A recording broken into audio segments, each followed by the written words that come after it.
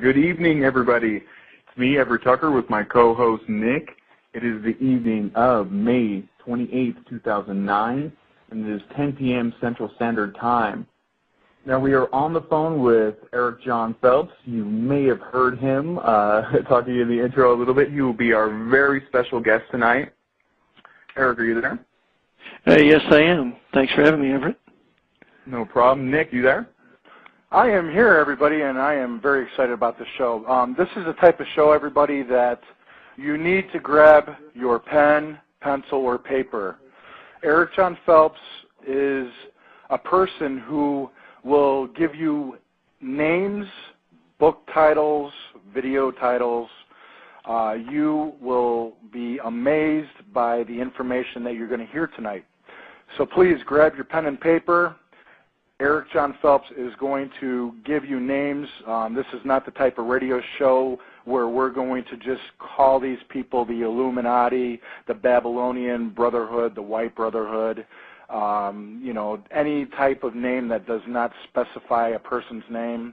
This is Black the royalty. type of show that you are going to hear names. You are going to be able to get a name and a face if you do a Google search, if you take the time and do some research. What do you think?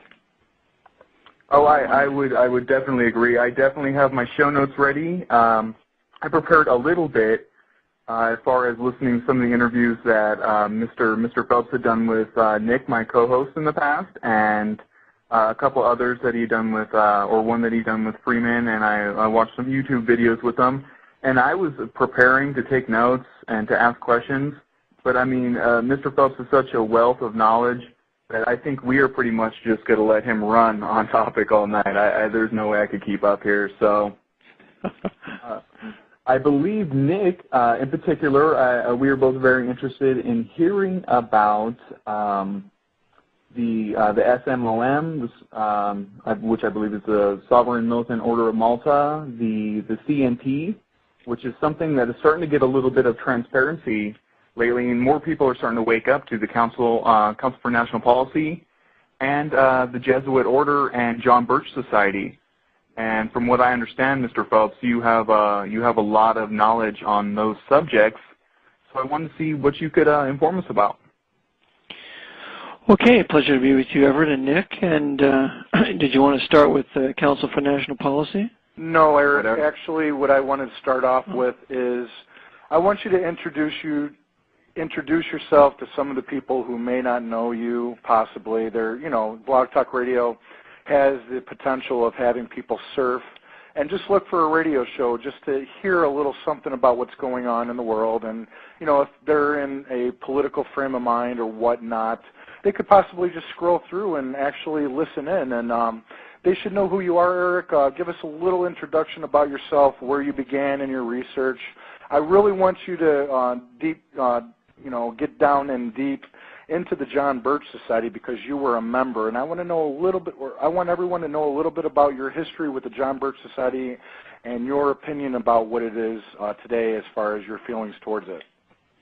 Okay, I started my research on this topic probably 25 years ago, and what drove me to it was essentially three things, and that was the Kennedy assassination when I was 10, and then the Lincoln assassination that I became aware of when I was in Bible college in Clarks Summit in Pennsylvania, and then finally the attack on the AV 1611 King James Bible, the Reformation Bible. So those three issues drove me to the Jesuit order, and then I had to spend time in learning that history. So when I decided, I wrote a book, Vatican Assassins, and lived in the house of my friends.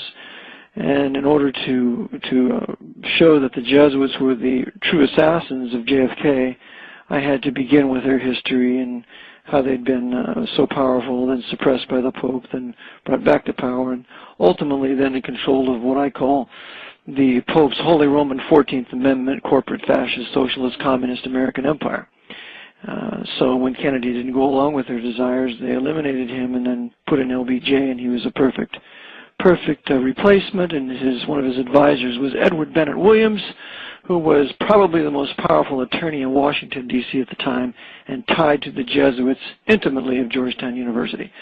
So I did this study and wrote the book, and now I try to keep updated with my Jesuit Watch that's published 6 times a year. It's a little magazine or a little CD now. That's your private publication, Eric? Right. Mm-hmm. Excellent. And then that's good, man. So I try to keep, so I make it so that the book, where the book leaves off, I try to keep people updated with names and dates and places. And then I have a couple other works. I sell the Code Word Babylon for P. Stewart. I think it's a really good book, lots of good Jesuit info on that one. And then I have the Engineer Corps of Hell that I copied. It was first published in 1883, concerning the power of the Jesuits, their maxims, their immoral theology, and their hand in the Lincoln assassination. And then I have my PowerPoint, which I feel is a very good tool to first become acquainted with as you then read the book, and that brings you all the way up through the present and how the Jesuits control Barry Davis Obama through Joe Biden, and how the policies of Obama are going to be exactly the same as George Bush in furthering the fascist agenda. So that's kind of where I'm at today.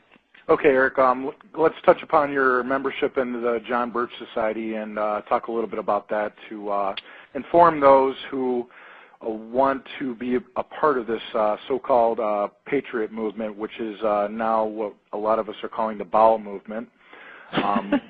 Let's talk about the whole process and how the JBS was originated, who funded it, who started it, and your membership, and what you think about it today. Okay, the John Birch Society is essentially a fascist organization run by the Knights of Malta. Much of what it has said in the past is very true, and the authors like Robert Welch, Gary Allen, Alan Stang, a lot of what they said was very true. However, it brings you into ultimately fascism, and they want to blame the Rothschilds. They want to blame the Jews. And Gary Allen's work, none dare call it conspiracy. He favorably quotes Pedro Rupe, who at the time was the Jesuit general. And when Pedro Rupe describes this international world conspiracy, he is actually describing the Jesuits verbatim. So the John Birch Society was from the very get-go, from the very beginning, controlled by the Jesuits for the purpose of bringing fascism to power here in the U.S. And to do that, they had to have the same men who founded the John Birch Society and really controlled it had to set out and establish communism as the backdrop for the end game being fascism. So I was a member of the John Birch Society when I was much younger. I attended their meetings. I attended a meeting with Alan Stang and Gary Allen, very eloquent speakers. I think Alan Stang is deceased now. Alan Stang still lives, but I think Gary Allen is deceased. Robert Welch, he was a brilliant man, but he was a 32nd degree Freemason, and on his deathbed he was baptized into the Roman Catholic Church for a job well. Just like Constantine, just like Thaddeus Stevens, the real pusher of the 14th Amendment. So the John Birch Society, I had an acquaintance who was Stuart Crane. Stuart Crane was a coordinator for John Birch Society for 7 years until he discovered that Robert Welch was a high-level Freemason, then he resigned. Stuart Crane was a professor at Bob Jones University, a very well-spoken man. He has a series out, a 12 cassette series, which is very interesting, very well done. But Crane, again, blames the Jews. So the John Birch Society, that's the direction they always go to. And the John Birch Society was founded on the name of John Birch. Now, this is very interesting. John Birch was a Baptist missionary to China, and he was a very brilliant Southern gentleman, and he spoke Chinese fluently, and he was recruited into the American military to help the Americans during their campaign into China to drive out the Japanese. And after the Japanese had surrendered, Captain John Birch he worked for he was a Protestant man. He was he was head of the Flying Tigers. remember his name. Very brilliant man, very wonderful man. Anyway, he headed up the Flying Tigers, and John Birch worked for him. And John Birch was loaned to William Donovan.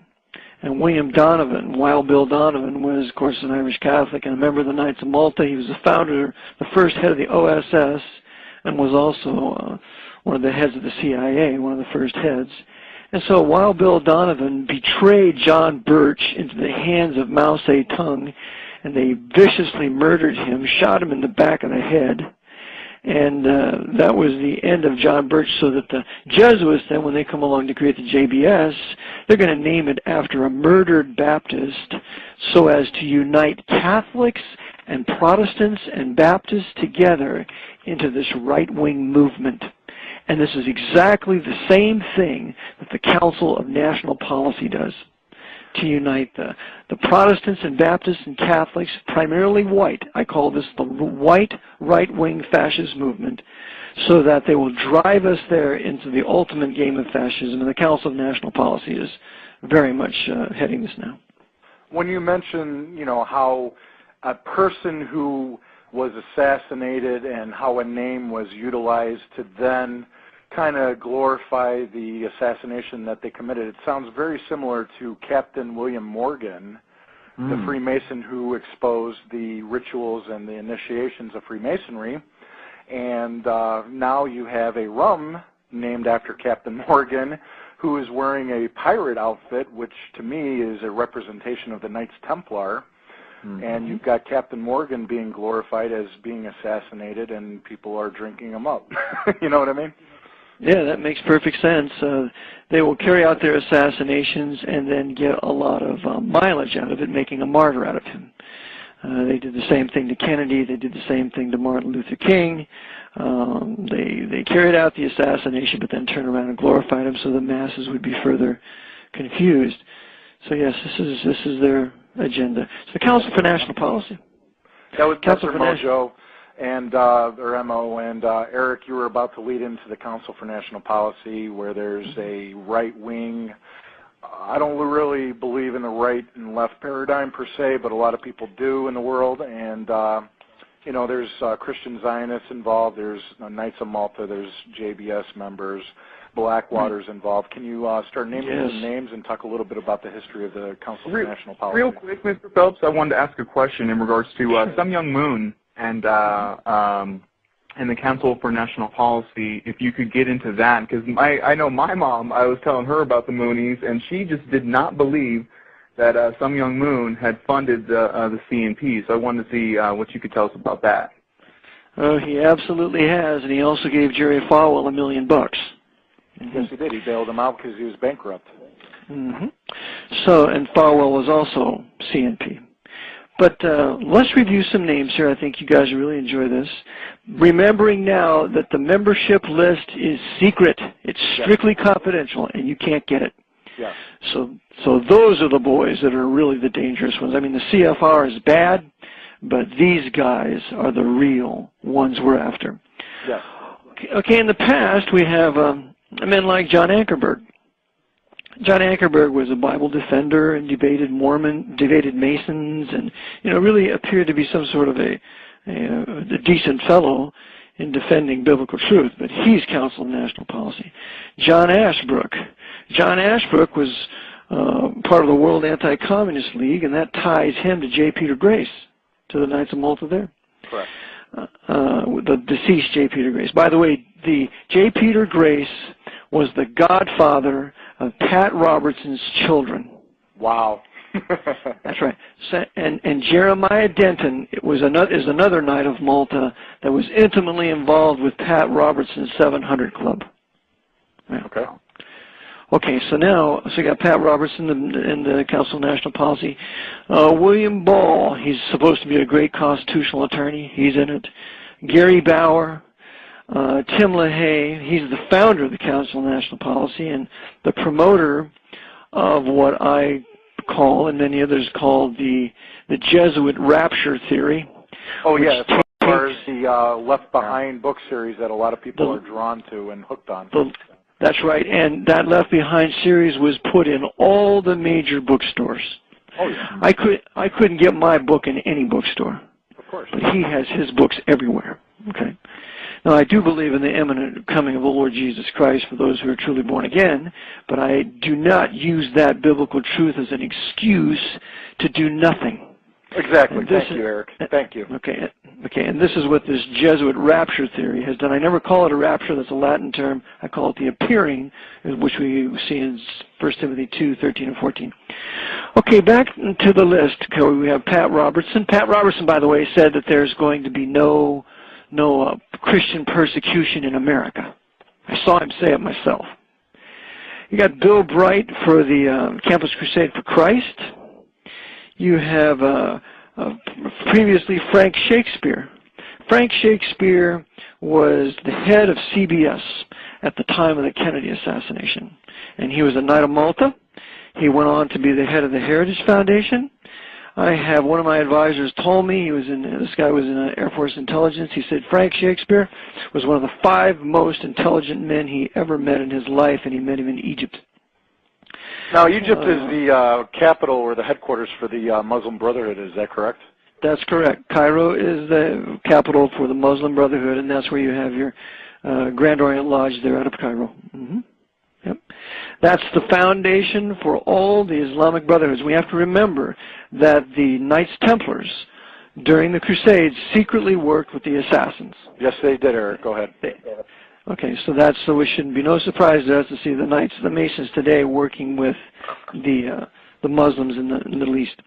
So what's your opinion about Saudi Arabia and Mecca being the homeland?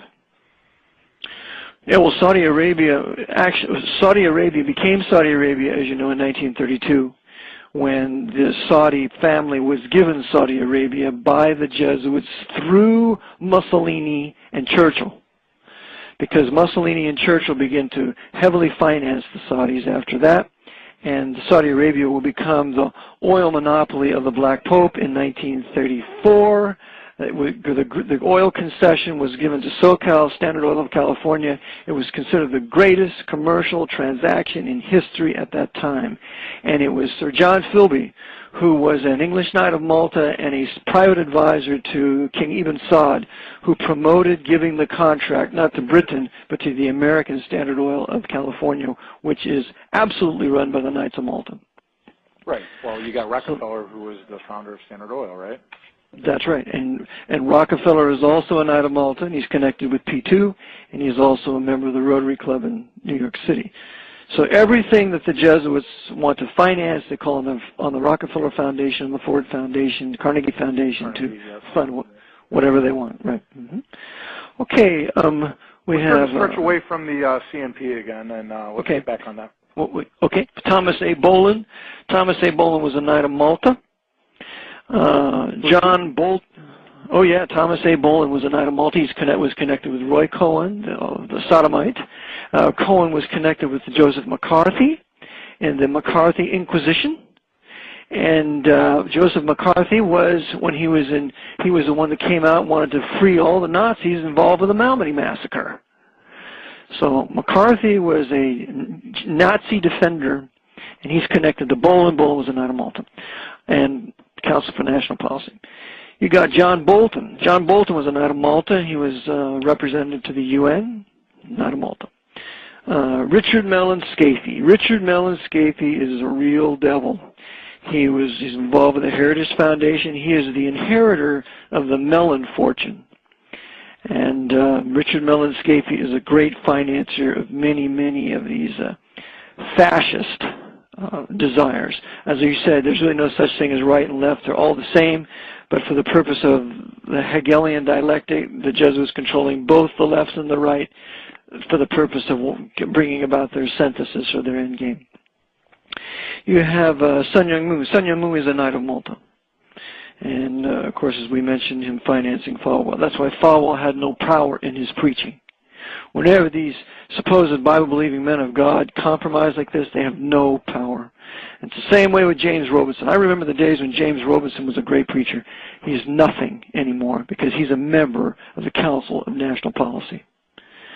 You got Richard V. Allen. Richard V. Allen was a national security advisor to Reagan. He is a Knight of Malta, Council for National Policy. Edwin Fulner. Edwin J. Fulner is a very interesting fellow. Edwin Fulner was educated at London School of Economics. He was also educated by the Jesuits at Georgetown University. He also received his B.S. in English at Regis University, which is a Jesuit university in Denver. So Edwin Fulner is a very key person in the Council of National Policy. You got Oliver North.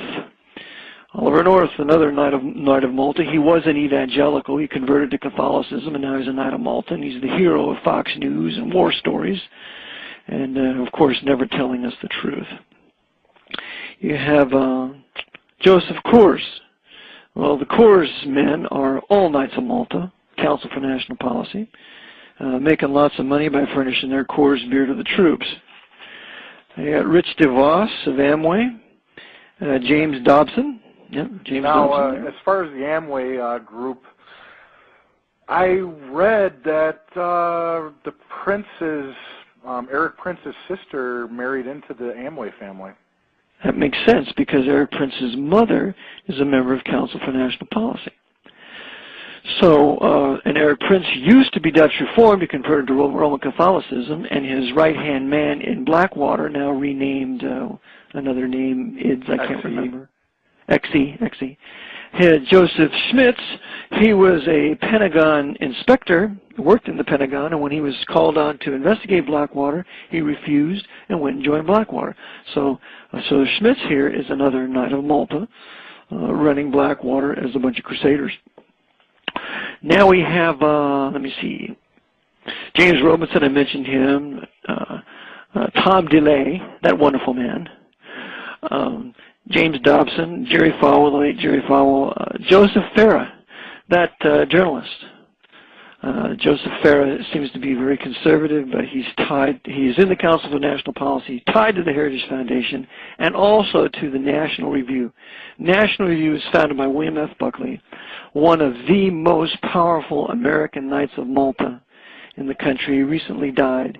And so National Review is going to continue the socialist, quote-unquote, right-wing position. Remember, socialism is never, ever conservative. Whether it's fascism or communism, they're both socialist, and that is a maxim that everybody must abide by, and if you're not a socialist, you can't be a member of the club. Okay, next we have...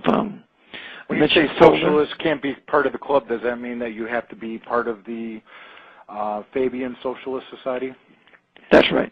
The communists and the fascists are all educated at the Fabian Socialist London School of Economics.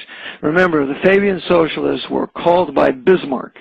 They were called the Red Socialists, and he called the Jesuits the Black Socialists. So the Fabian Socialists, controlled by the Jesuits, they birthed the British Labour Party. The British Labour Party birthed the Labour Zionists. And thus we have a tie to the British Fabian Socialists directly to the Labour Zionists running Israel for the Pope. Okay, now we have, in Council for National Policy, we have John Stormer. Well, he was the one who wrote the None Dare Call It Treason and then a 25-year update, and that was the book that recruited me into the John Birch Society. And much of what he says in there is true. How the U.S. government financed all this communism all around the world. Absolutely true, because one of the purposes of communism is to destroy the nationalists of your country. One of the purposes for the Cold War was to destroy the nationalists, the true nationalists of every country. Okay, we have John Whitehead, another individual who's done a lot of writing. Now, for the Knights of Malta that are involved in the Council for National Policy, we have William E. Simon. He's died now, I believe, and his son resides in California. But William Simon was the Secretary of Treasury, I believe, during the 70s. And he is the one responsible for being involved in extending the loan to Chrysler, of which time Lee Iacocca was the head of it. And Lee Iacocca is another Knight of Malta. He was an intimate friend of Cardinal Spellman, and he was also, and is still today, a co-conspirator in the assassination of John F. Kennedy. Wow. Because he was the one involved in removing all the primary strikes out of the limousine, and he sent his head of security at Dearborn Division of Ford Motor Company, Carl Renus, to drive the limousine to a Cincinnati firm where all the primary strikes could be removed with helicopters hovering overhead. So Lee Iacocca is a major player. Lee Iacocca is another backer of NAFTA. He wrecked our domestic manufacturers in this country. He went to Clinton and personally requested that he would pass NAFTA or sign it into law. All right, we have J. Peter Grace. He was in Council for National Policy. He's deceased now. Now, this is interesting. Henry Morris and Duane Gish. I mean, I've seen both these men speak. When I was in Bible college, we had Duane Gish appear there, and he's just an excellent defender of creation. But here he is now, busy serving papal agendas by being in the Council for National Policy along with Henry Morris. Henry Morris wrote a book called The Genesis Flood. It's probably the best book on the topic I've ever seen. Founders for the Creation Research Society also. We have Jesse Helms, 33rd degree Freemason. He's deceased now. Nelson Bunker Hunt. Nelson Bunker Hunt's a Knight of Malta. Jack Kemp. Talking about the Hunt family. That's right. And he is, I have it from a fellow author. He wrote the serial killers. I forget the name of the full title. But he names Nelson Bunker Hunt as a Knight of Malta in that book. We have the late Jack Kemp, who recently died. He was a 33rd degree Freemason. We have John Singlaub. I believe he's deceased. He's another Knight of Malta. All these Knights of Malta and their open policy constantly beat the anti-communist drum.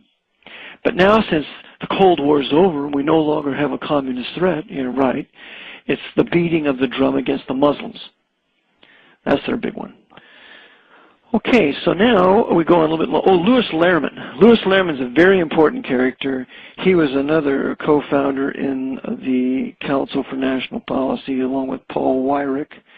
And Paul Weyrich and Louis Lehrman are both papal knights. Louis Lehrman for sure is a Knight of Malta. He's the former owner of Rite Aid. So all these Rite Aid drugstores, yes, belong to the Louis Lehrman family. Louis Lehrman was a Jew. He converted to Catholicism, and they made him a Knight of Malta. Kind of sounds like Rite Aid is like a Walgreens. Is that pretty similar? Yes, very similar. It's a national firm. You find them everywhere in all the malls. Yeah, it's exactly like that. Yeah. And it's pharmaceutical, so that ties into the pharmaceutical industry, which ties into the oil industry. Yeah. Yes. Hey, we're going to take a break, guys. Everett, can you pick a good song here, and let's take a break here for the first half-hour segment here. Yeah, and definitely I want to let everybody know that I'm having extreme technical difficulties over here. We can't load the chat up, so we are trying to work through it, and that's why I've been kind of quiet. So we're going to go ahead and get into a little bit of Nas here, talking about America, and we will be with you guys in approximately 4.5 minutes.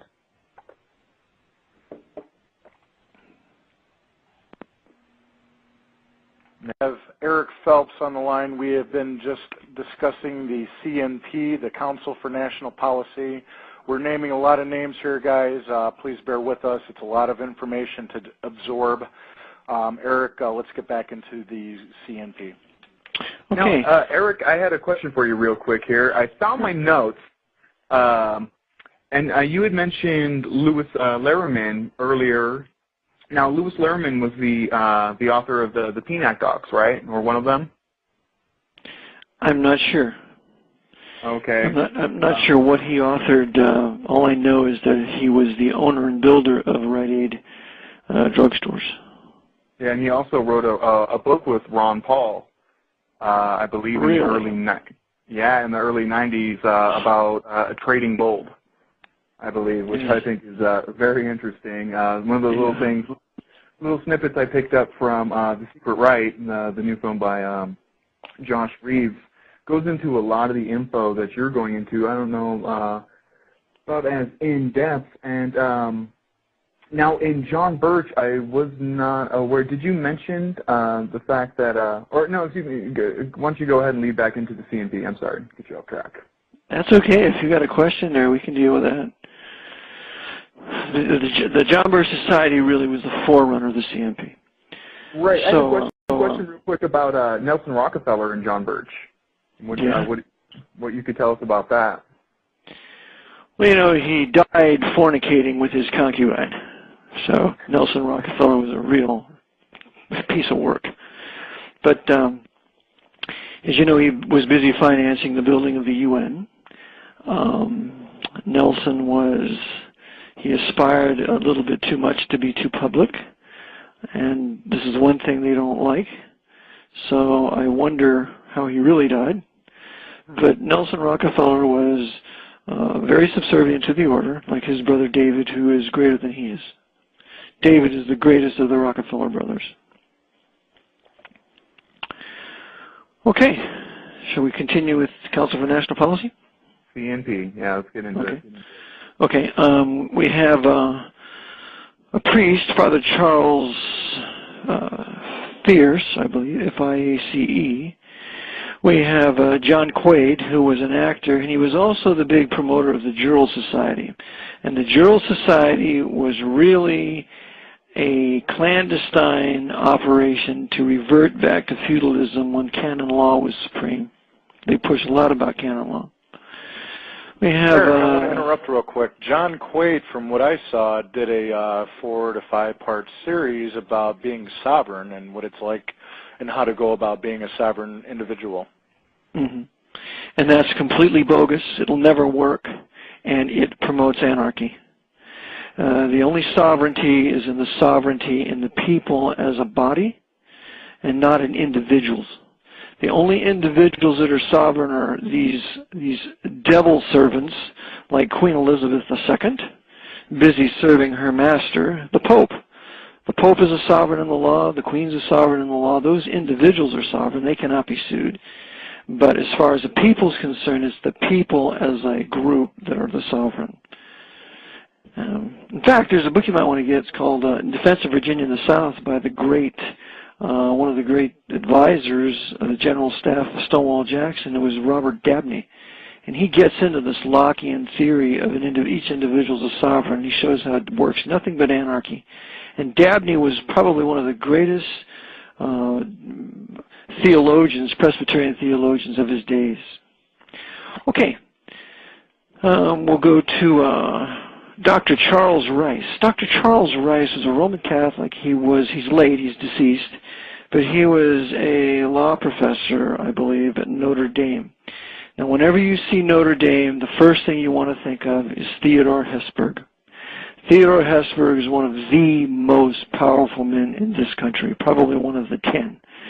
He has in excess of 150 earned and honorary degrees. He is Professor Emeritus, President Emeritus of Notre Dame. He still has an office there. I think he's in his 90s, and he goes to work there and does a little bit of work every day and smokes a cigar. One of my friends recently interviewed him. He had a ride on an SR-71 many years ago. He was involved with I believe it was the Ford Foundation, big banks in New York City. He's a member of the CFR. He's a Knight of Malta also. This man is very, very powerful and cannot be overlooked in the scheme of things. And so when he has a professor that's a member of the CNP, then you know he's got his hand in it too. So he would be considered one of those high priests that are behind the scenes that most people don't know about? That's right. That's exactly right. And Theodore Hesburgh, he wrote the Civil Rights legislation for 1964. He wrote the Civil Rights Act. Are we still together? I don't know. Telephone. Okay. Okay. Well, we can anticipate a little bit of static here. You're definitely having a little bit of technical difficulties. I'm definitely sorry. I know that I'm Skyping Ma Justice right now, co-host over there on Oracle. She's also having problems with the chat, so I wonder if that is up at all. No, I'm not. I'm not getting the chat either. I refreshed and I don't have the chat either. So, yeah, so I guess apologize, people. If you wanted to ask us a question, I refreshed my screen, and Everett also, and we're basically locked out of the chat room. So I apologize for if you guys have any questions. Mm-hmm. It is all about Eric John Phelps tonight. Now, the reason I had asked you, Eric, about Rockefellers because in the movie I had seen, they went into extensively how really just how these organizations are claiming to be conservative when John Birch was funded, I believe, by Nelson Rockefeller, and CNP was funded by Reverend Sun Myung Moon. So I mean, it's just kind of amazing to me, that people would think that these are uber conservative organizations when they're just funded. John Birch especially being funded with like one of the biggest socialists ever. Sure, people connected to the Council on Foreign Relations. So that shows you right there that the big bankers working for the Pope fund both extremes, just like they did in Germany. They controlled the communistic movement, led by certain select papal Jews in Bavaria, and took over Bavaria for, some 18 months. Well, that drove the Roman Catholic people of Bavaria into the arms of the Freikorps out of Bamberg, which later became the SS. So they always use the left-wing communistic side that is usually headed by openly Jews or blacks to then drive the whites into a right-wing fascist agenda so they can carry out the genocides. What they did in Germany, they have the same plan for here. Okay, back to the Council of National Policy, if you wish. Zig Ziglar, he's a big motivational speaker. Yes. CNP. Eric Prince, his mother is in it. And, of course, we talked about the Blackwater connection. Not to mention that Blackwater is a modern-day crusading order. It is the largest mercenary army in the world, and it is everywhere, and they have offices throughout this country now, and Blackwater will be assisting the Order's Department of Homeland Security. Remember, the Department of Homeland Security was founded by a Roman Catholic member of the Jesuit Volunteer Corps. He is also a Knight of Malta. He's an adjunct professor at Georgetown University, and his name is John C. Gannon. John C. Gannon received the highest award that he could get from a civilian from George Bush. He was in the CIA for 22 years. He was the one responsible for giving the president's daily brief in the White House.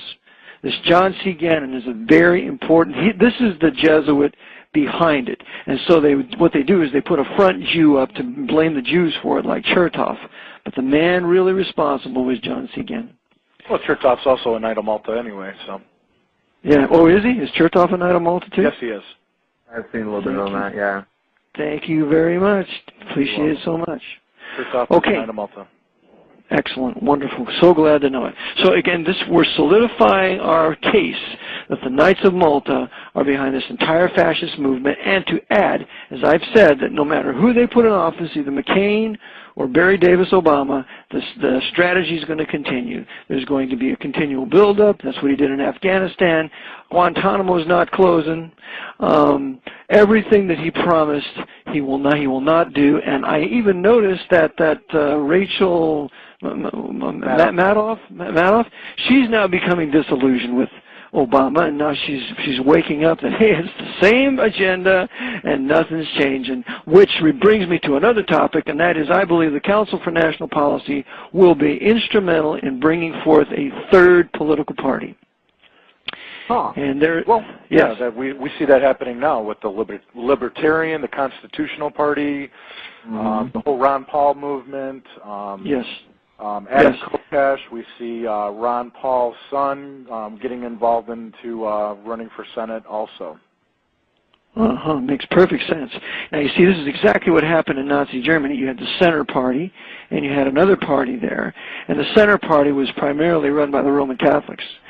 But the Center Party deferred and enabled the Nazi Party coming out of Roman Catholic Bavaria to then get power and become absolute. So this bringing up of a third political party is paralleling perfectly what was done by the Jesuits in Nazi Germany, remembering that the Nazi Party came out of the strongest Jesuit power base in all of Europe, which was Bavaria.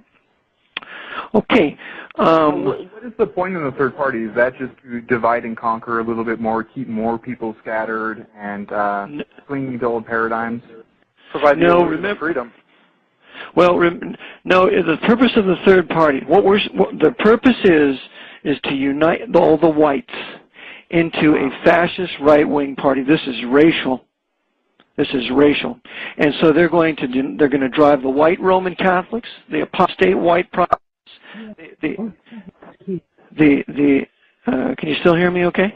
Yeah. I can hear you. Okay. The Baptists, the atheists, you name it, is going to drive the whites to desperation, exactly as they did in Germany, except there were no racial divisions there except Jews in Germany.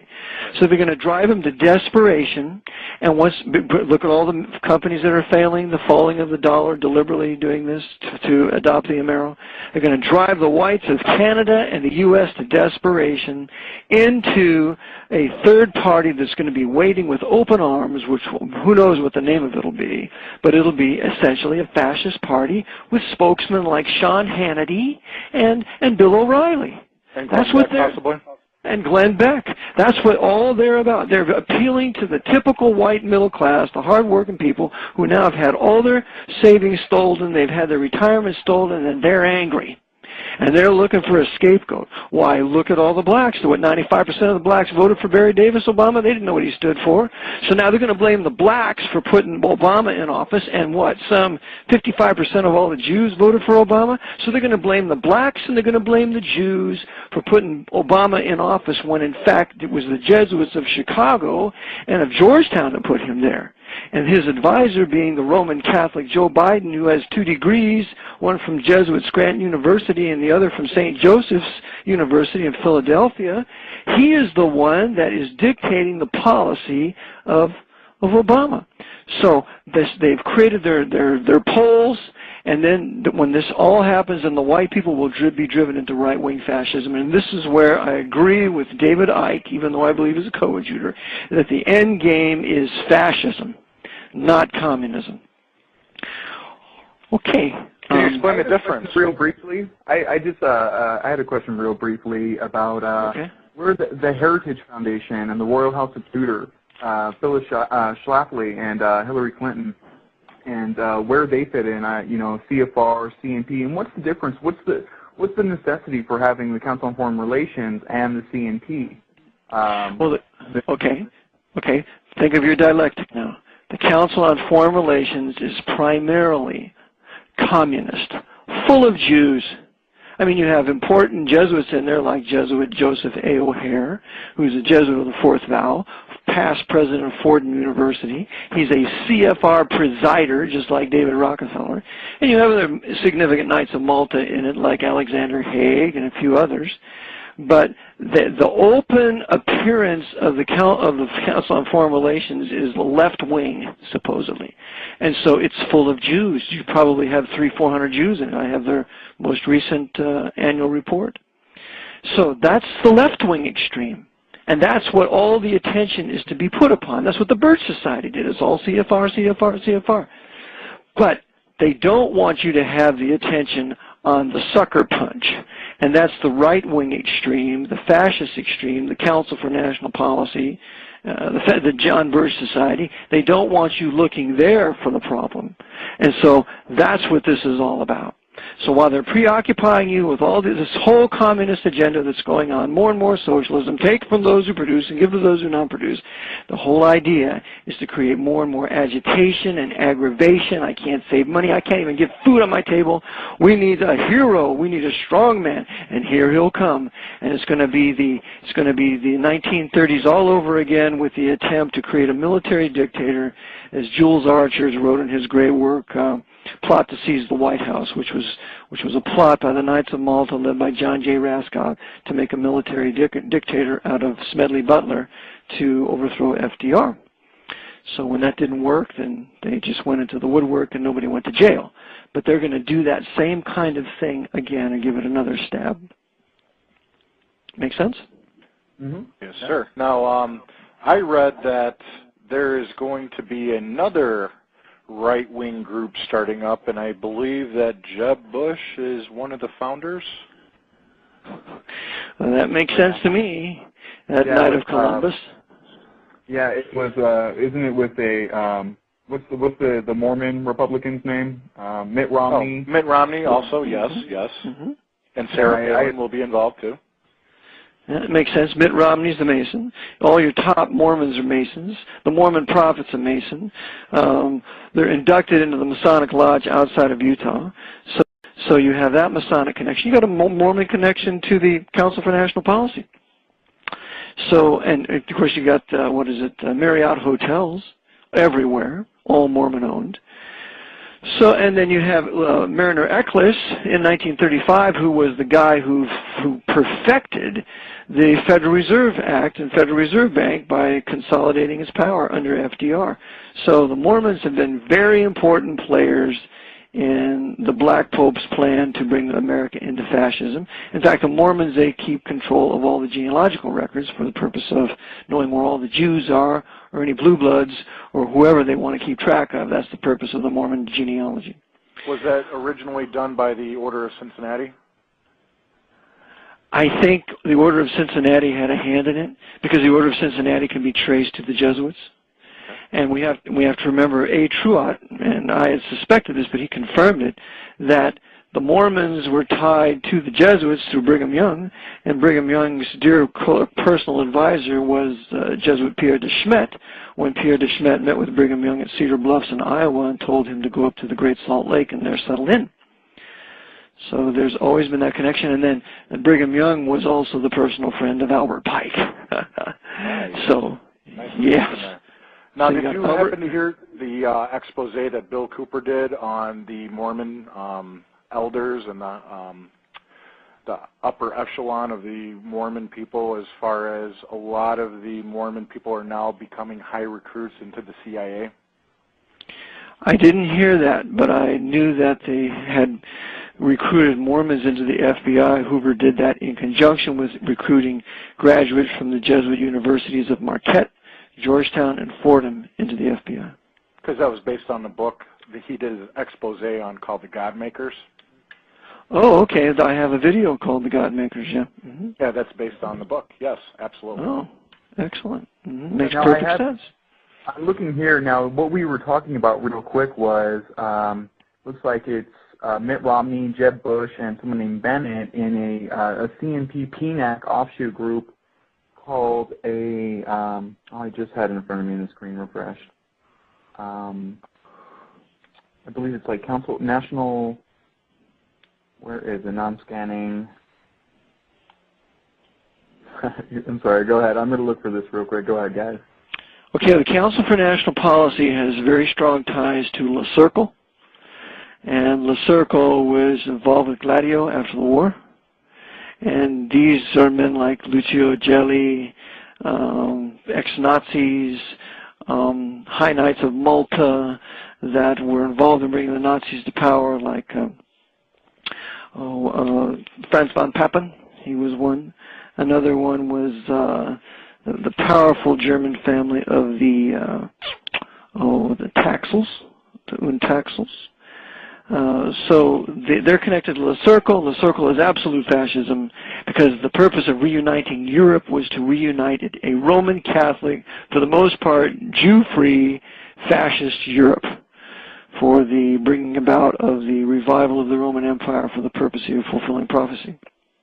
That new group, by the way, Eric, is called National Council for a New America. That's what it is, yeah. Okay, National Council for the New America. I'm going to write that down because you see that's Hannity's America, brother. Yes.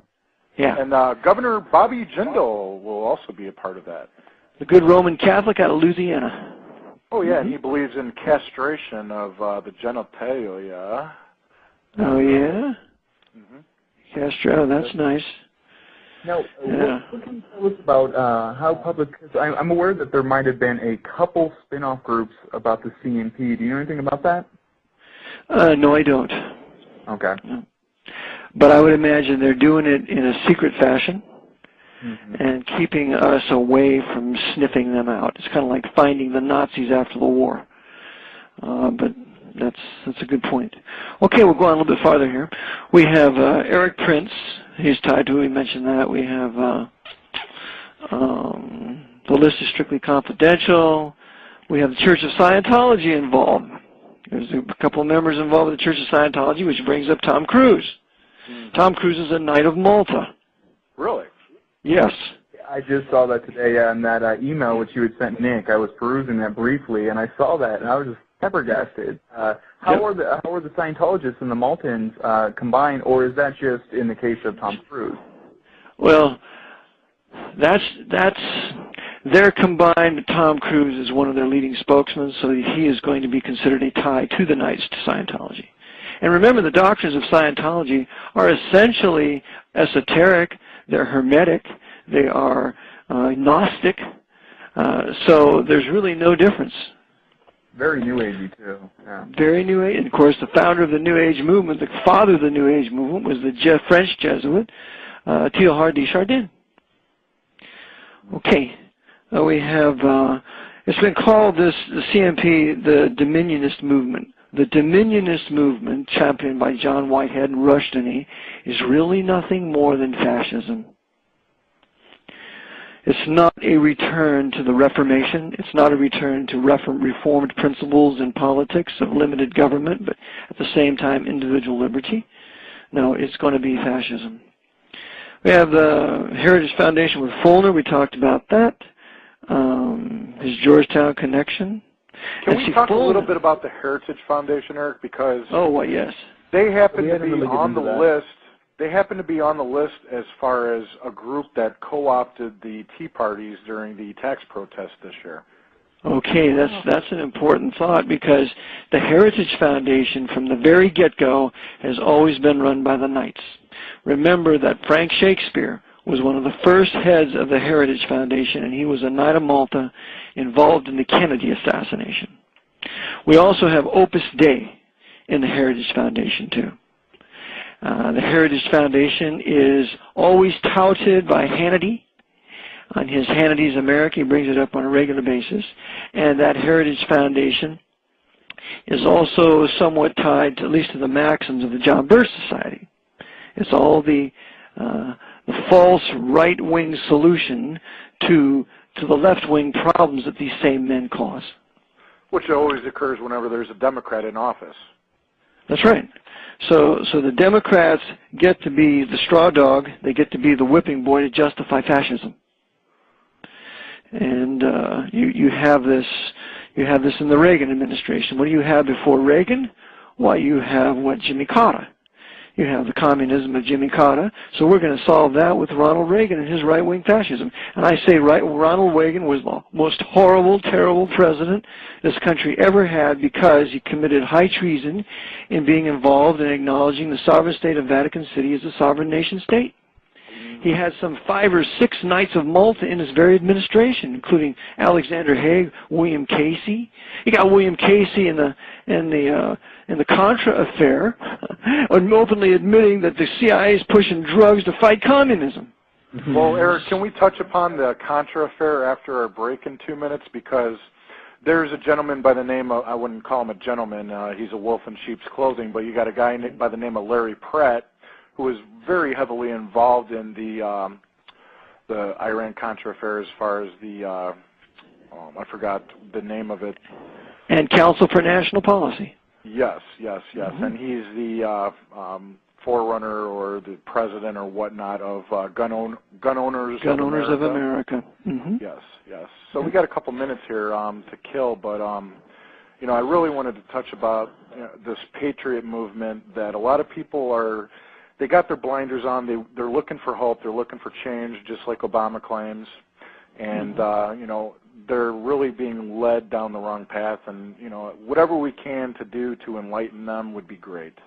Okay. I believe so as well. I believe the whole patriot movement is really, it's just another kind of Ron Paul-esque Pied Piper technique to really draw people out and get anybody with, a little bit of willpower against the big gov to just draw them to the wrong conclusion, to have them jumping off a cliff by themselves. That's right. It's to draw them into right-wing fascism. That's the purpose of it. And remembering that Ron Paul betrayed those of us who went to great lengths to discover that 9/11 was an inside job. Mm-hmm. He comes out and denies it. Well, that was absolute treason. And plus his Masonic connections are really undeniable through his family. So he is one of the players. And you can't be in politics in Texas for all those years without having Masonic connections. So he is a player. He's one of them, and his purpose is to foment the right-wing backlash to all this left-wing socialist communism. Okay, everybody. Thank you, Eric, for that. We're going to continue here in a couple minutes. I'm going to play a song real quick. Hold on tight, everybody. A lot of information. Thank you for being. I'm back, everybody. This is Mystic Politics. I've got Eric John Phelps on the line, Everett Tucker as well. Everett, go ahead and say something here to everybody. Oh, me? Okay. I've been enjoying this show immensely, and now I'm a new researcher myself. So a lot of these early '80s, '90s politics. For instance, I just heard about the John Birch Society a couple months ago when I was spewing about globalism to my father, and he said, "Well, you should join the John Birch Society." And I said, "What's that?" And he had said, "It's a anti-communist think tank." And I went home and Googled it, and I text messaged him right back. I'm like, "It doesn't look that way to me, Pops."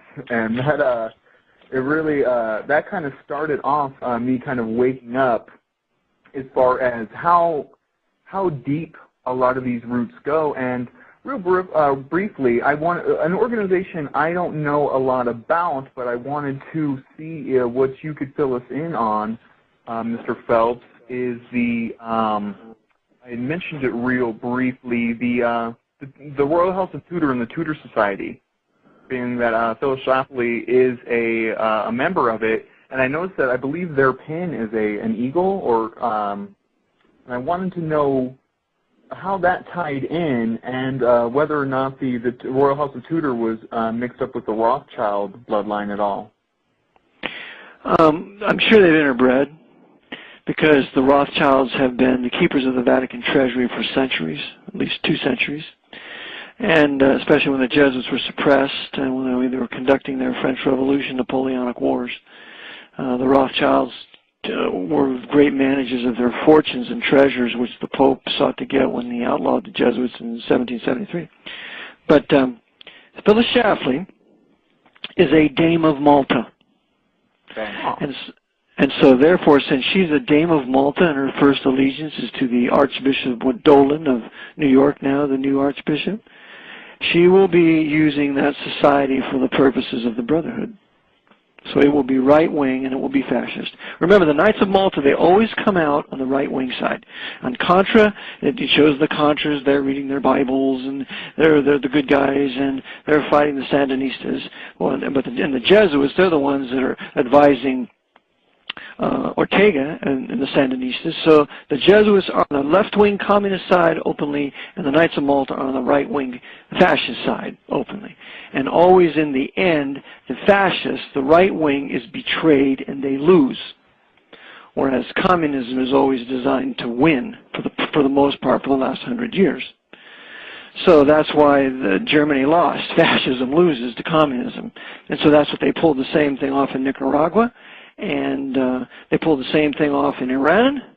They gave way to the fascist Shah of Iran must give way to the left-wing communist Ayatollah, or pro-communist Ayatollah. So that's their game. Yeah. Now, I watched a very interesting. I learned a little bit more about it by watching The Secret Right, and how exactly do the CNP and the John Birch Society commingle? Because I was watching an interview with, and I rewatched it a couple times, with Tom Braden, Larry McDonald, and Pat Buchanan on Crossfire way back in the day. So how exactly do JBS, the CFR, and the CNP, how are they connected? Because they were portrayed in mass media to be enemies, opponents almost, when it seems like behind the scenes all these organizations are really just tied at the hip. Right. The John Birch Society goes to a farther extreme than, say, Pat Buchanan and his Pat Buchanan, William F. Buckley right-wing politics. So with that, because Larry McDonald was getting a little bit out of order, calling for an investigation of the Council on Foreign Relations, he was showing how these super monopolistic cartel capitalists in America were busy financing communism, which leads right back to the Knights of Malta, which leads right back to the Knights of Malta, which leads back to Pat Buchanan, that Knight of Malta, Jesuit trained at Georgetown, along with Tom Bearden, that CIA officer for many years. So he was getting a little bit too close. He knew it. He thought he could get away with it being a representative in Congress, and so they shot him down with a Korean flight. So he was getting too patriotic. He was getting too nationalistic, and so they removed him and put somebody else in his place. Now, Eric, can you touch upon Project Megiddo? I'm not quite familiar with it. If you'd remind me something about it or some ties, I might be able to add something to it. To me, it reminds me of this document that came out recently about the whole Ron Paul movement and how everyone is suspect as far as being Christian right-wing extremists, kind of like a COINTELPRO kind of a scenario. And it appears that Larry Pratt was involved with that, as well as the Council for Inter-American Security. Mm-hmm. So that they're calling the people that followed Ron Paul some right-wing people? Is that what they're doing? Right, basically bringing them out in the open and exposing them, and basically a way of gathering, data mining these people who have the mentality of small government, sovereign type of mentality, and it's Project Megiddo is a way to pull people out. Makes perfect sense. So this is the exact purpose for Alex Jones. Yes, let's talk about that. So that's his purpose. Alex Jones a little bit, yeah. His whole purpose is to bring out those who would be serious resistors to the coming fascist police state, so they can be marked and tagged and named, and then paralyzed with fear, because one of Jones' tactics is to put people in fear. And when you're in fear, you can't think.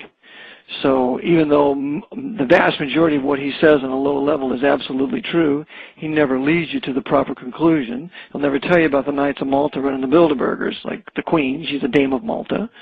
And so the whole idea is to leave you in limbo, but now you're exposed, and what do you do? Who do you follow? Who do you vote for? And he promotes men like Ron Paul and others who are phonies.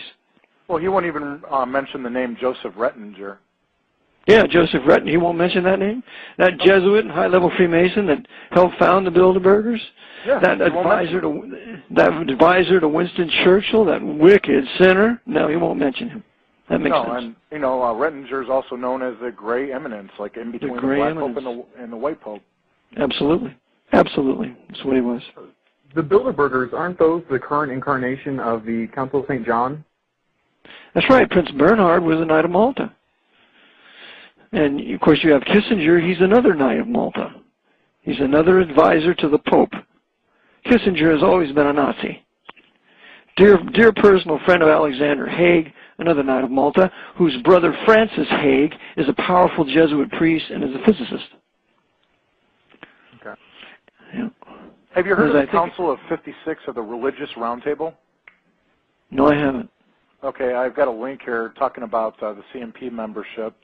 And it's Dr. Gary North, CNP Board of Governors, 1982, President of Institute of Christian Economics and publisher of Christian Reconstruction, member of the Council of 56 of the Religious Roundtable, Y2K alarmist extraordinaire, bang.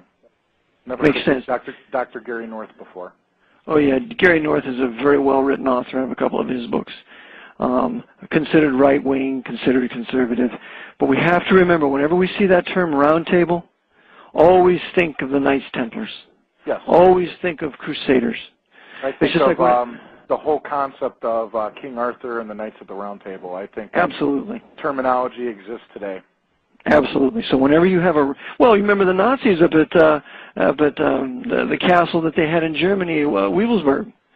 They had a huge table, a huge round table, and all the top SS generals, there were 12 of them, had their own high-back chairs with their names engraved in silver in each one of their chairs, and they sat around this huge round table as they would speak with Himmler at the head. So they were Teutonic Knights. The SS was the revival of the Teutonic Knights, so they would use the round table. So whenever you see that, always think of Papal Crusaders. And the Teutonic Knights, remember, were the Germans. It was reserved only for Germans to be in the Teutonic Knights, as they were crusading on behalf of the papacy. Now, what is the World Council of Churches? What is their main? The World Council of Churches, their purpose is to unite all the Protestant branches back under the arm of Rome, and thus to destroy the Protestant Reformation. And they have succeeded. The World Council of Churches, I believe, meets in Bern, Switzerland. Switzerland is always a hotbed for ecumenicalism. Yes. And the Pope is very well thought of in those circles of the World Council of Churches. Mm-hmm. And then you got the Swiss guard that guards Vatican City. That's exactly right. So they have the Swiss guard there. In fact, it wasn't long ago that the head of the Swiss guards supposedly committed suicide, but I believe he was murdered along with his wife. So something was going on in the Vatican. That's something you might want to look into. I know I need to check that out some more. But the Swiss guards are some of the most highly trained guards in the world. They're all martial artists. They're all excellent with any kind of weapon. And so the Pope has the most money and the most teachers around the world to teach these men to be the best bodyguards. Yeah, they do the same three-finger pledge that the guard of the Caesar used to do. The old yes. Roman troops, yeah, same three-finger pledge. And I think it's very funny looking back into the Nazi Party, how it seems like they were tied at the hip as well to the Vatican Church. And, well, of course. We have pictures of cardinals and German troops doing three-finger pledges to the cardinals and the Pope and everything, and just kind of, I think a lot of people aren't aware of that. Can you speak on that a little bit? Yes, the Nazis were brought to power by one man primarily, Franz von Papen. You always want to remember that name, Franz von Papen. He was a Knight of Malta. Franz von Papen was the vice chancellor with Hitler. Franz von Papen was the Joe Biden for Hitler. And he brought him to power, saw him all the way through it. Franz von Papen was there speaking with Hindenburg when Hindenburg finally consented to make Hitler chancellor. I have it in the story of I Was Hitler's Doctor by Kurt Kruger. It's all there. And so Franz von Papen was a major player throughout the Third Reich, and when he's prosecuted at Nuremberg, he's one of 3 people that is acquitted. The other one being Horace Greeley-Schock, which was outrageous too. So he's released and he lives a happy life, and I think he dies in the late 1960s. But the man you want to remember that helped to bring Hitler to power was Franz von Papen, Knight of Malta, and the other one is Eugenio Pacelli. Eugenio Pacelli was the papal nuncio to Bavaria at the time, and if you read the book La Popessa by Paul I. Murphy, she tells the issue of the time when Hitler met with Pacelli there in Bavaria, and Pacelli encouraged him to resist the communists and gave him a bag of money. And then as Pacelli, who with Franz von Papen, enters into the Reich Concordat in 1933, and in entering to the Reich Concordat in conjunction with the Enabling Act, all the priesthood, priests and bishops and archbishops in Germany were absolutely forbidden to speak against the Third Reich pursuant to the Concordat. And that Concordat is still in effect today in Germany. It was never done away. Wow. And if you read Heinz Honey's work, Order of the Death's Head, was written in 1966, he will tell you there that Himmler modeled the SS after the Jesuit order, and Himmler considered himself to be the Jesuit general, and the high SS generals were his assistants. I want to get into a little bit about Helena Blavatsky in a little bit, but Eric, are you ready to take a call? Sure, be happy to. Okay, we got a caller with 321 area code. Mm-hmm. Go ahead, caller. This is Eric. Hi, Eric. This is Nick. Hi, Eric. Hi. I have a few things that it's a great show, by the way. Thanks. Thank you. I got a few things that you guys have been talking about that you guys might find interesting. Good. Go ahead. Okay, you mentioned about Alexander Haig's brother, right? Frank Haig. Yes. He's a Jesuit priest. Yes. Did you know that he was a professor of emeritus of physics at Jesuit Loyola University? Which Loyola? Chicago? Hang on just a second. I can tell you. Maryland. Oh, okay. Loyola College in Maryland. Okay. Professor emeritus of physics, which I think would be really cool if a lot of 9/11 truthers sent, their physics theories to him and get his take on it. That would be very interesting. Great point. Very good. I met a Jesuit coadjutor over here at the novitiate here in Newmanstown, and he knows Frank Hague. And he did tell me he was a physicist, but he didn't tell me where he was at. So thanks so much for that connection to Loyola College in Maryland. Mm-hmm. Okay, also the Supreme Court Justice that's just been nominated by Obama. Yes. Sonia Sotomayor. Yes. She graduated Cardinal Spellman High School, valedictorian. Yes. Yes, sir. And also, she was an acting assistant to the district attorney there in New York County to Robert Morgenthau. And Robert Morgenthau is one of the Archbishop's court Jews who refuses to do any investigation into the pedophile ring in New York City that's run by the Archbishop. And the source for this information is the detective in New York City who arrested Frank Sturgis, who was his name eludes me right now, but he knew Robert Morgenthau quite well. Jim Rothstein was the private he was an investigator in New York City for many years, and he was told, you either stop investigating the pedophile ring or you're going to die. So that's when he resigned. And that was the end of his tenure there in the New York PD department as a detective. But he arrested Frank Sturgis, one of the Kennedy assassinations, and he was the one that said Cardinal Spellman was one of the most corrupt, evil, wicked people that they ever investigated. And he was the one who wrecked Bruce Ritter's house there. He had a halfway house of something that he had, drove Bruce Ritter right out of the town and made his life miserable. But Robert Morgenthau refused to do any investigation, and this is who this woman worked for several years. Speaking of JFK, I got another good one for you. Okay. Another Jesuit priest brother was the head of the Secret Service at the time of JFK's assassination, James J. Rowley. That's right. Francis Rowley. Francis Rowley. Yeah. Where did you find that? I found that in the Truman. If you Google search James Rowley, Rowley plus Jesuit, you'll see an article, an interview with James J. Rowley himself. Yes, that's the first link at Spartacus something, and he admits that his brother is a Jesuit priest, had been for like 7 years when JFK was killed, and he. What else there? They grew up in the Jesuit Fordham neighborhood, and he mentions William O'Donovan's name to the person interviewing him, like he knew William O'Donovan as well. Makes perfect sense. And by the way, Abraham Bolden was the first black Secret Service agent that JFK forced the Secret Service to hire. And he thwarted the attempts in Chicago just weeks before the Dallas one, and then they increased the pressure, forced him out of the Secret Service, and then what happened? Secret Service stood down. All the Secret Service agents were getting drunk the night before against protocol, yada, yada, yada. That's right. And Abraham Bolden was prosecuted, and he was sent to prison, I think, for 6 years. He's written a book. He's written a recent book, and I contacted him, and I asked him to come on my program, but he declined. But he would be an interesting guy to have on, and his connection in exposing that. Yeah. Also, you spoke about Alex Jones and Sean Hannity. I got a nice connection for both of them right here. If you go to SeanHannity.com, you will see that GCN is promoting on SeanHannity.com via Midas Resources.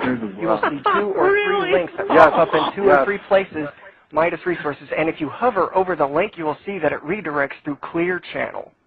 Yes. Wow. Yeah. And then when you click on the Midas Resources link, it takes you to GCNLive.com. Is that right? And it's a Hannity web page, so it's not just some random thing that they're doing. This is set up on GCN Live's end as well. And somebody told me that when they went to the tax protests, they heard on Sean Hannity's program plugs for Alex Jones's show. Yeah, definitely. Talk about Clear Channel real quick. Let me hear about that. What's that? Well, give us a little history about Clear Channel and where they're at today. Who owns them? I thought Mitt Romney was about to buy them. I don't know much about that. Maybe the caller can tell us more about it, but I don't know much. Oh, I haven't heard anything about that. I just know that they're not one of the good guys. You know, they're extremely they forced Howard Stern off the air, and they're high on censorship. You know, I have questions about Howard Stern myself because, you know, he's now I hear he's promoting Net2 or the new grid, telling people it's to keep us safe. And then, he came out and he was supporting Ron Paul a little bit. So, I grew up listening to Howard Stern, but I'm starting to have a lot of questions about that. And off the top of the head, I remember that he does transcendental, the meditation? I remember a lot of that. And I think behind the scenes, he's very kind of new agey. So I'm wondering who might have funded and, co-opted Howard Stern. Well, you brought up Adam Kokesh with and concerns with Ron Paul. I looked into Adam Kokesh just a little bit, and I saw that he was when he was in the military, he was with the 3rd Civilian Affairs Group, which does psychological operations. They do psyops. Wow. Yeah, I know a lot of intelligence. They're involved in intelligence, and a lot of them go into like the CIA or stay in the military and pretend to be civilians. Him and a bunch of guys, G. Edward Griffin, which people should look into because I'm hearing not so good things about him recently. All met over at Jekyll Island last week or 2 weeks ago. Really? Yeah. Wow. Yeah, well, G. Edward Griffin, he'll never take it home to Rome. He'll never go there. When the Vatican Knight of Malta connection is so obvious to the Federal Reserve, I cover a lot of it in my book. And in fact, a book called The Secrets of the Temple, if you read that one, it's a big, thick one, and it tells you that the Federal Reserve is patterned after the Catholic Church. and if you watch the first Godfather movie, when all the Godfathers decide to meet in that building and they want to call off the war, you had Marlon Brando there and the others. It shows you in the movie the building, first of all, that they're going to be meeting in. It's this huge, beautiful brick building. It's the Federal Reserve Bank in New York City. Yeah. Oh, there's a lot in Godfather movies. Godfather 3 especially with Godfather the death 3, of Little Calvi and the whole scandal there. And it starts out John Paul I being poisoned from the cup of Borgia. Yeah. Yeah, a couple of boards, yeah. And then it starts out with giving them the cross of the Order of Saint Sylvester, but it's a Maltese cross. So it's showing everybody that the top dons are connected to the Knights of Malta. What was the organization called? What was the organization called in Godfather 3? The Global Luminari or something? Oh no, Illuminati. Yeah, something like that's a real thing. It is. Is it That's really? real. Yeah, yeah. If you go to the Wikipedia page and look up Godfather 3 and they talk about it, there's a link and it'll take you to the real thing. Yes. Yeah, it's the real name of what it was.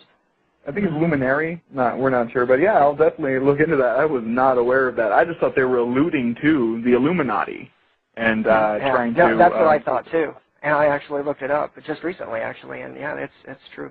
That's a Vatican. But also, I wanted to bring to your awareness. Also, you were talking about the Department of Homeland Security and all of its Knights of Malta connections. Did you know that Janet Napolitano graduated valedictorian from Jesuit Santa Clara? Santa Clara, that's right. Just like Leon Panetta. Yeah, Leon Panetta, he's a confirmed Knight of Malta, so now they keep the Knights head in the CIA and at the feet of the Jesuits of Santa Clara. Amen. That's right. Very good. I know who Eric is. Eric is a very knowledgeable dude, man. Well, thank you. Well, great. What do you know about, have you talked anything about Robert Hansen, the Opus Dei member, FBI spy? Oh, yes. Robert Philip Hansen was very important. Did you know that he had the same Opus Dei spiritual advisor, went to the same Opus Dei church as Antonin Scalia and his boss, FBI director at the time, Louis Freeh. Louis Freeh. I didn't know the Scalia connection. The FBI agent that wound up busting Robert Hansen, this was the only case he did. It's Eric something. I'll have to look it up again. But he graduated from Jesuit University. I see. Yeah, so the way I take it, it was kind of a controlled burn. Absolutely, it was a controlled burn because he was getting out of hand. Because he was doing this. The spiritual advisor knew that Robert Hansen was spying 10 years before, and said that all that he had to do was donate to the church's charity. But he was obviously the handler. But Hansen was getting immoral. He was becoming openly and notorious immoral. He was becoming a I think that was a cover. I think that was a cover. That was an entire cover to get Eric to look into him. That was the entire thing that they used to start the investigation. But remember, Hansen was the connection between the NSA, the CIA, the FBI, and the KGB. Because you only have a handful of these knights at the top coordinating and tying together all the intelligence services, especially in this instance with the U.S. intelligence and the Russian intelligence. But yeah, then you have the lead investigator, Eric. They ask him, well, why do you think he did it? Well, you know, the response is well, they think that he just did it for the thrill of it, just to cover up the entire, you know, motive, the fact that he was, you know, Opus Dei. No. Could have been taken his direction from this. He was the second James Jesus Angleton. Angleton had connections with Kim Philby. He had connections with... Whose father was St. John Philby, who you just spoke of.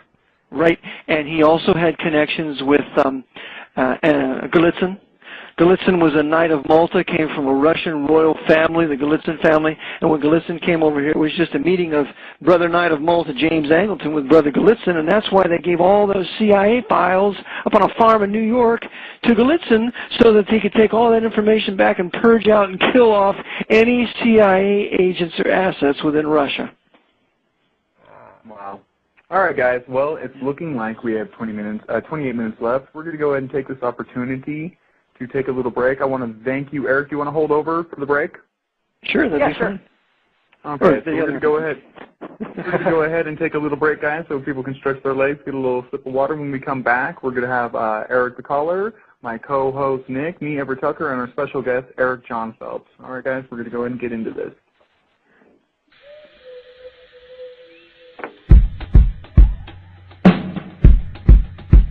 This is Mystic Politics with my co-host Nick, our caller Eric, and Eric John Phelps, our very special guest. You guys with us?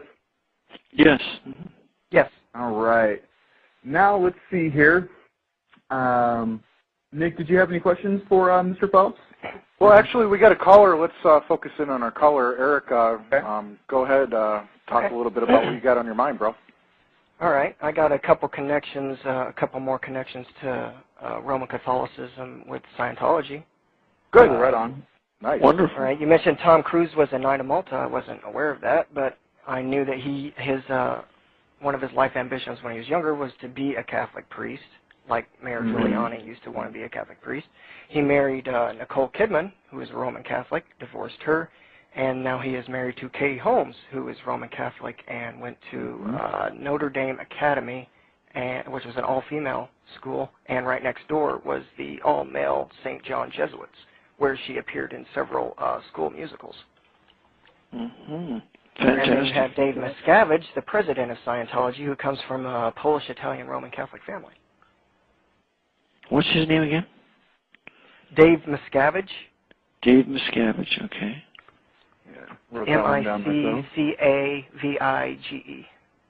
Interesting.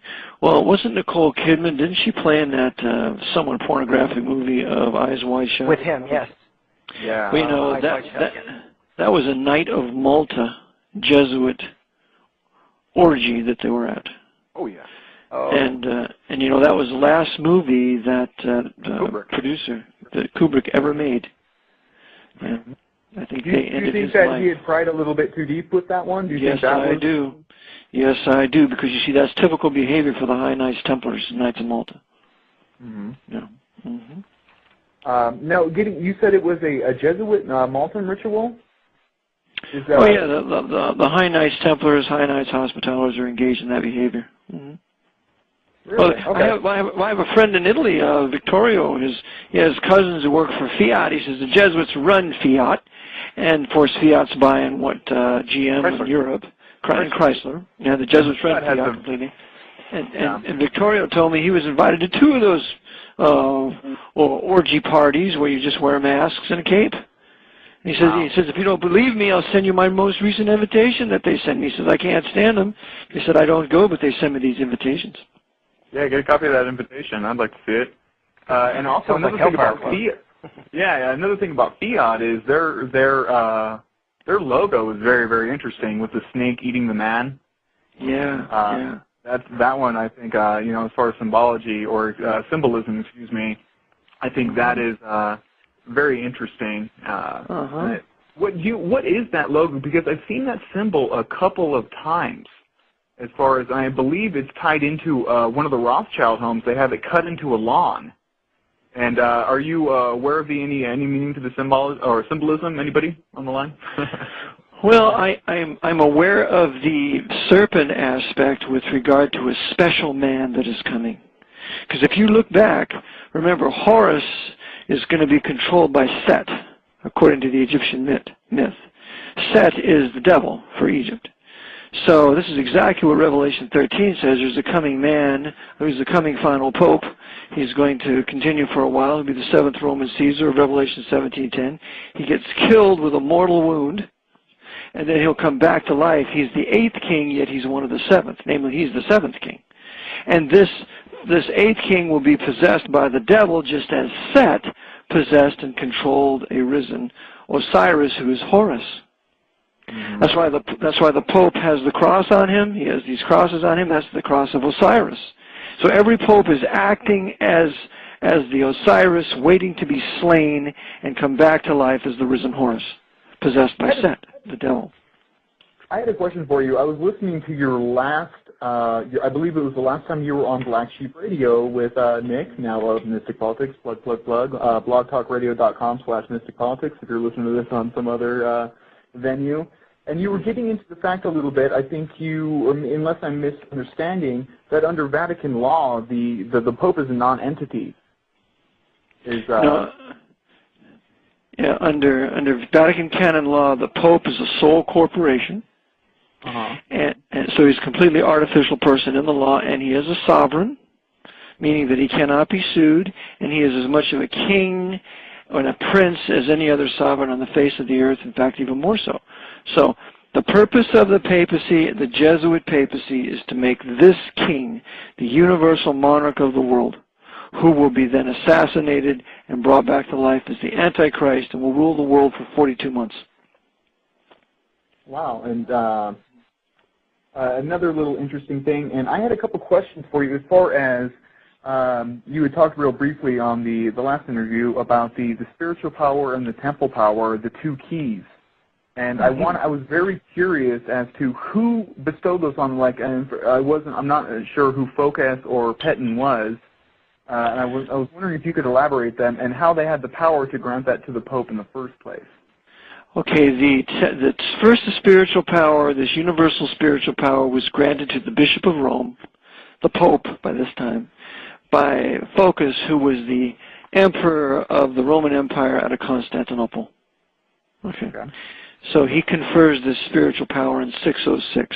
150 years later, always want to remember that, 150 years later, in 756, Pepin, who was one of the forerunners of creating a united Catholic Europe, he confers the universal temporal power on the Pope from a forgery called the Donation of Constantine, whereby Constantine has given this temporal power to the Pope. So they forged this. Pepin believed it, and he says, okay, you're going to have temporal power here. You're going to be the head of a kingdom, and we'll start with Rome. So that's where that began. And then it's fully developed under Hildebrand and later Innocent III in the 1200s, where Innocent III was exercised the greatest spiritual and temporal power of any pope to date. Yeah, that is very interesting to me, and I'm going to be researching him. His name was Pepin, the one who had granted him the temple power, I believe, in 756. Yeah, Pepin granted the temporal power. Pepin was I believe, the father of Charlemagne. Mm-hmm. Father of Charlemagne. Yeah, I'm keeping detailed notes of this conversation here. Like I said, I'm a new researcher, and a lot of this stuff is just so amazing to me. So this, I cover all this in my PowerPoint, so you need to get a copy of that.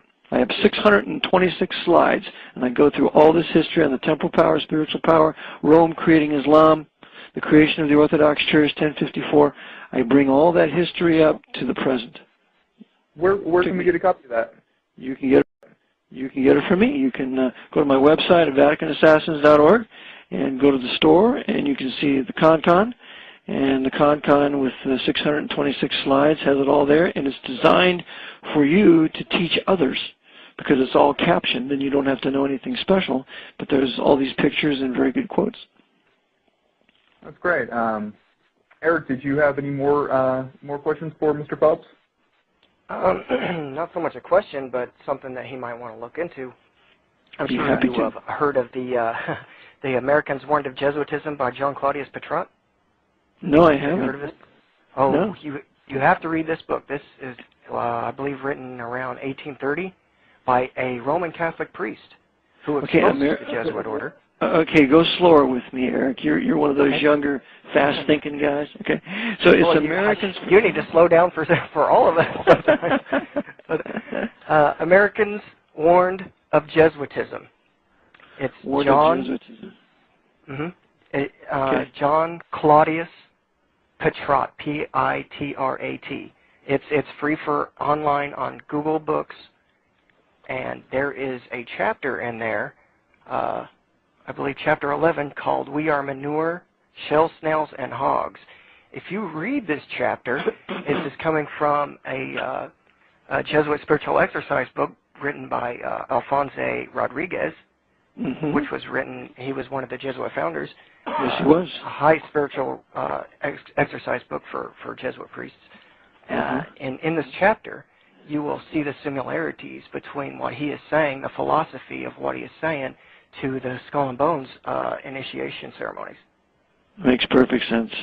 Perfect he sense. Is saying that mankind is no good. We are. You look at all the herbs and plants; they all bear fruits and flowers, but our bodies only obscenities. They yield oil, wine, balm, and smell delightful, but our bodies are a sink of excrements and stench. And we are a deal of mud and filth. Our body is a hog which is only satisfied in rolling around continually in mud, which is what the Skull and Bones initiates do. Oh, perfect analogy. It breaks them down physically and mentally and to the point of exhaustion, and then they're, of course, knighted by fictional representation of the first Black Pope, which is Don Quixote. That's right, Don Quixote. The fictional representation of... Yep, absolutely right. And they also kiss the slipper toe of the Pope, and they also have the skeleton of Madame de Pompadour. And remember, Madame de Pompadour was Louis XV's concubine, who was very influential over him to suppress the Jesuits and kick them out of France in 1754. So, yeah, that makes sense why they would have Madame de Pompadour in the Bones crypt there. And then they have the smallest member dressed up as the devil as he watches in satisfaction as they do all this. Right. The all-seeing eye overlooking them all. And remember too that there are many bonesmen who have become Knights of Malta, like William F. Buckley. Right, it's and just a stepping stone. It's just a stepping stone. And William Henry Robinson Luce was a bonesman, then became a Knight of Malta, had a time life, bought the Zapruder film, suppressed it, cut it up. Yeah. First bonesman, then Knights of Malta, and high-level Masons. Was it Joe Lieberman that got tapped on the shoulder and refused to accept the invitation to become a Bones member? I don't know. That's interesting. I've heard something about that. Because before I forget, I just posted John McCain and Joe Lieberman's trip to the Knights of Malta in Malta. And I have the video of them going in the Maltese headquarters there in Malta. Now, Mr. Phelps, I've seen that you would send Nick, when he forwarded it back over to me, that We Are Change LA video of someone confronting the the Superior General of the Jesuits. That's right. And, that's right. Yeah, they confronted him. This woman confronted him, young woman, and took him obviously by surprise. He didn't know what to say, and she was ushered out along with another young guy. And I'm just wondering why it took them, so long to do this, because they've had it for a few months. Propaganda. I think so too. It was that the two questions that she asked. One was easily found online. Why do they call you the Black Pope? Right. And then the other one was the extreme oath of the Jesuits, which may actually stem from Knights of Columbus oath that appeared in a congressional race, Thomas J. Butler versus Eugene C. Bonniwell. But yeah, that's the one so they're approaching him with what could be very well propaganda, so it comes back and blows up in Jesuit researchers' faces, and they say, look, you know, this is, you believe all this bullcrap. And why is it that Alex Jones spoke about the Jesuits in the Vatican on Friday, on May the 22nd, and then the Black Pope was in town, and he doesn't even mention it? Yet We Are Change finds out about it, even though no mainstream media publication printed anything about him being there, which he appeared on the weekend before California decided on Proposition 8. Yeah, and so why would he go to California before he went to New York, Washington, or whatever? He came to California and went eastward and continued his tour. Ooh, eastward. And at the end of the video itself, it had an InfoWars little graphic. Yes. Oh, yes. Course. So in other words, it's acting kind of as a cover for Alex Jones. He's saying, well, we're really exposing the Jesuits too, when that's not the case. Well, what about David Gergen? Pardon? What's that? David Gergen and Alex Jones. Oh yes, yeah. That little charade they had with that video where Alex Jones supposedly opposing David Gergen, and if you look at it carefully, they both almost have smirks on their face. Oh, I know. Yeah. Or like when Alex Jones was in his hotel room at the Bilderberg and for this Obama deception, and he's talking about how all the security guards knows who he is, and he's walking around with a video camera supposedly getting the art, all the while wearing an InfoWars T-shirt. And he's trying to keep a low profile. Right. Exactly. If you're trying to go under, if you're trying to be a little clandestine, you know what I mean? Why would you wear? Yeah. All the Canadian guards knew who he was, and they apprehended him in Canada, but yet he's at the Bilderberg Hotel and doesn't expect them to know who he is, and he's walking around in an InfoWars T-shirt. Yeah, with an InfoWars T-shirt, right?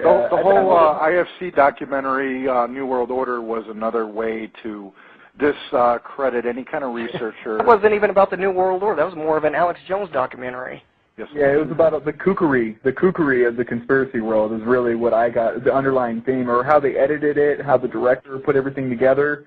They really made, with that one scene where Alex Jones completely derails for like 20 seconds, which kind of makes me think about mind programming. He kind of broke his programming there for a second. I wonder if somebody's gotten to this guy, because he completely derailed like 2 seconds, blank stare, and then he hops right back into it and goes into his little Hitler-esque rant.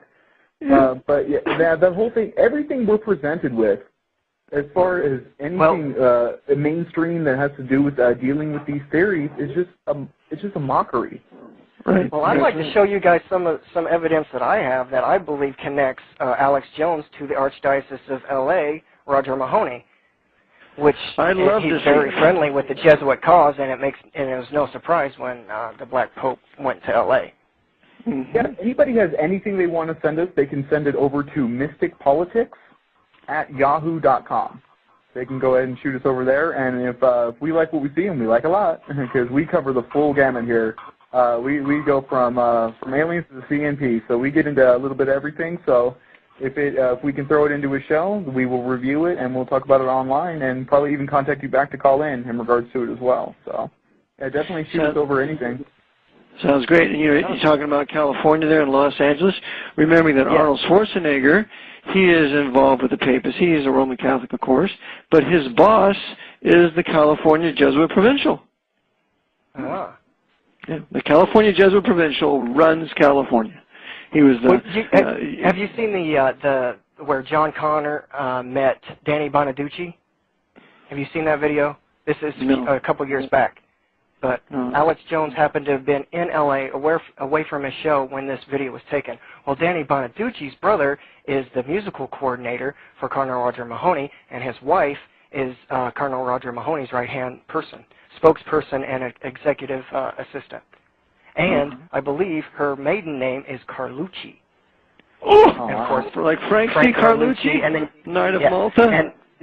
And his grandfather, Frank Carlucci I, was actually called the Sublime Prince of Scranton, which is where Joe Biden, of course, is from. Is that right? You know, the Jesuits have a university in Scranton, and that's one of the foremost CIA recruiting centers. And I believe the Sublime Prince was a degree of the Roshaniah, which was, a derivative of... Oh, he was a member of all kinds of secret societies. I don't know if it was Knights of Malta or not, but there was a whole bunch. Sublime Prince of the Royal Secret is a 32nd degree of the Scottish Rite. Yes. Wow. Yeah. And the Jesuits wrote all the rites of the Scottish Rite. And you can find that in Blavatsky's work, as she's quoting Charles Sutherland. That's very interesting. Hey, Mr. Phelps, get back into that. I'm from California myself, and I never really tell us about how what was it? What was the role of Jesuit? How the Jesuit runs the governor's program? Get back into that, because I'm going to take some notes on that subject. Okay. Real brief. We have 3 minutes left. Okay, you have 10 Jesuit provincials in America. Yes. Okay. You have the California Provincial, who I consider is probably the most powerful. The California Provincial oversees all the archbishops, Archbishop of San Francisco, Archbishop of Los Angeles, and that provincial then reports to the American assistant, James Grummer, in Rome, who is subject to Adolfo Nicolaus. So the provincial oversees all the politics going on in California. He controlled Gray Davis, who was a Knight of Columbus, and now he controls Schwarzenegger. And so everything that's going down in Sacramento is with the permission of the provincial. And the provincial controls the Knights of Columbus there in California. He controls every faction of every political party there. And if anybody gets out of order, he has them removed with a phone call. That's the kind of power he has. Because he's a provincial, and there's only 85 provincials in the world. That's amazing. The world's been divided up into 85 provinces, and the United States is 10 provinces. That's where we get our regional government, from the provinces of the Jesuits. Now, the 10 provinces, I seem to see that over again. Now, isn't America in 10 different Freemasonic sections? And I believe that FEMA and NASA as well has a split up into the 10 sections. Yeah, it's all regional government. The states only exist in name only. But the concept of dividing the country up into 10 regions is Jesuit, but we know that they use their invisible empire of Freemasonry to carry out their designs in government. Eric, you were going to get into Northcom when we talked about that before. Yeah, Northcom was created after 9/11. Northcom was run by James Jones, High Marine General, I believe. James Jones is connected with the Jesuits, so Northcom will be also from the Edmund A. Walsh School of Foreign Service at Georgetown, right? Yes, at Georgetown. So they will be the ones. They'll be the military arm enforcing what the SS, the Department of Homeland Security, wants, in bringing those into the concentration camps that they want to incarcerate. Now, did you know that William Casey? Eric, we gotta catch it, man. This is. I want to thank you for calling in. We have reached the end of the show. 90 seconds left. So I want to thank you, Eric, for calling. That was great info. I'm gonna have to listen to the archive to get more of that info and look into a lot of those connections. And the same with you, Mr. Phelps. I'm going to look into more of your stuff. I'm going to pick up your book. And where do we get that again? It's www.vaticanassassins.org. .org, yes. And go to the store and you can just check what you want there. Okay, yeah, definitely. We're going to... you also have a lot of Jesuit... You have a couple of Jesuit books which were kind of hidden, attached to Vatican Assassins as well, I've heard. So it's really a great resource for people to get into, and I recommend everybody pick it up because, I want to know as much about you as the Jesuits, so I'm definitely going to be picking that up, picking up the PowerPoint and learning more, and I want to thank you very much for calling in. I'm going to use this show as a resource for myself in the future as far as taking notes from the archive and researching what we've been talking about, because it was too much for me to keep up with, honestly. Well, I sure appreciate you having me, Everett, and you too, Nick, and you too, Eric. Thank you for the wonderful facts that you brought forward. Thank you very much. Hey, Eric, thank you very much for being on the show. We'll be in touch. And everybody should listen to our past interviews that I had with Eric John Phelps on Black Sheep Radio, which is on Blog Talk Radio /Black Sheep Radio, one word. Everybody, good night. We love you. We'll see you next week, Thursday, same time, same bat channel. Okay, good night. Thank you.